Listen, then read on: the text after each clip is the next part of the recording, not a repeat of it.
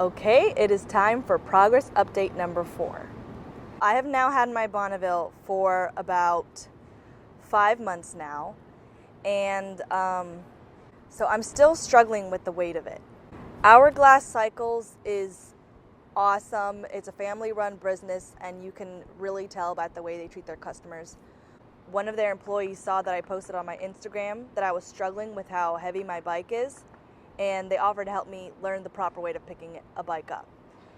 You really can't learn that just by watching YouTube videos and reading stuff.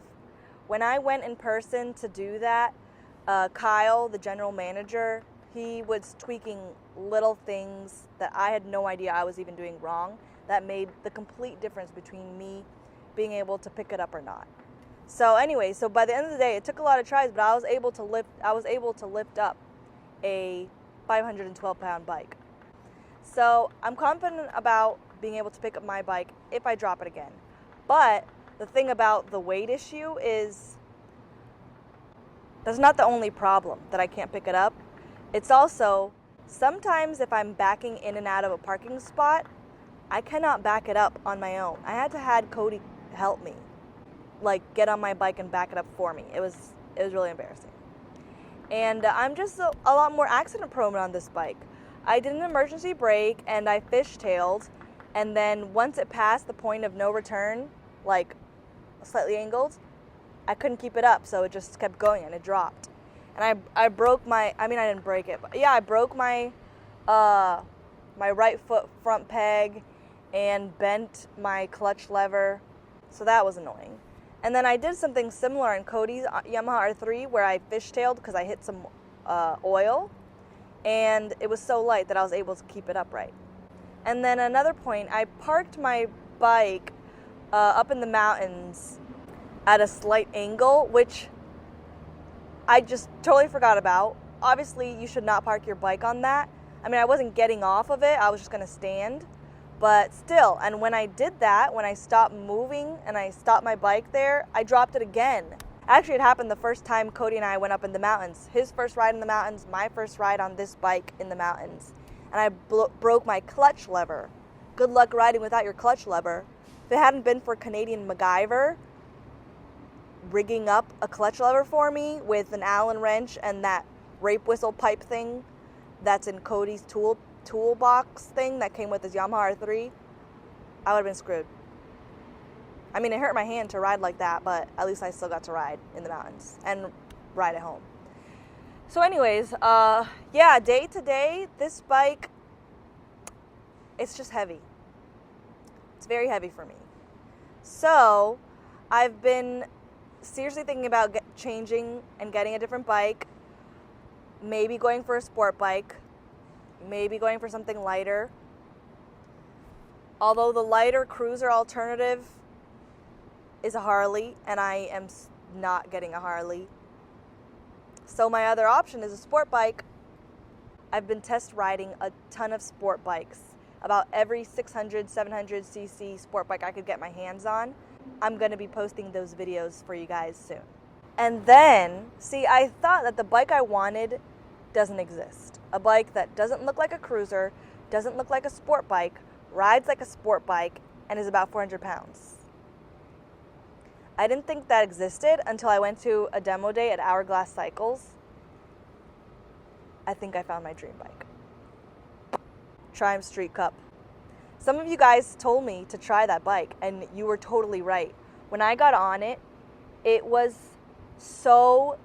about 80 pounds lighter than my bike. It was so nimble and easy to ride, easy to move. If I had to duck walk it, easy to take off the kickstand. Even my bike, it's hard to take off the kickstand sometimes. It was easy, and it felt kind of like a sport bike when I was riding it because it accelerated really fast. I don't know, but the problem with that is it's way over my budget. You can't find tons of those used like you can the Bonneville. So I don't know if that stays my dream bike.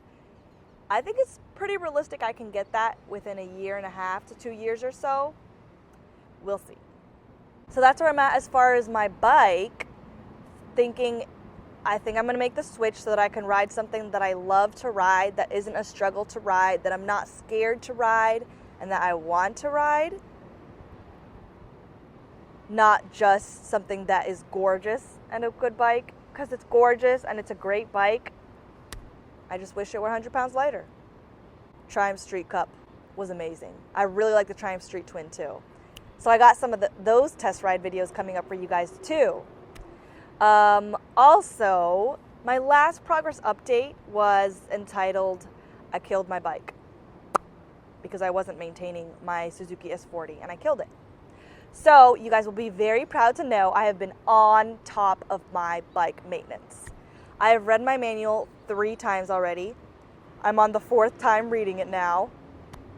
I have been on top of my maintenance. Every time I ride, I check my oil. I actually check it the night before because it's kind of a bit of an ordeal to check it. So I check my oil the night before I ride, make sure it's not leaking when it's parked. I check my tire pressures every time I ride, and I check my brake liquid levels and color. So I check at least those 3 every time I ride, and and I've done the manual full ride checkup, which I don't know how they expect people to do that checkup every ride. It's like it's quite an ordeal. So I've done that about at least 3 times. Actually, I'm gonna need some help. Maybe Hourglass Cycles will help me, or somebody will help me, because a few of those things I wasn't sure how to check on my bike.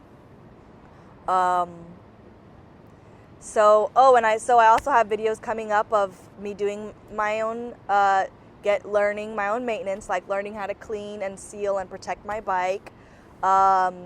Cleaning and lubing my chain. I've got a video of that coming up.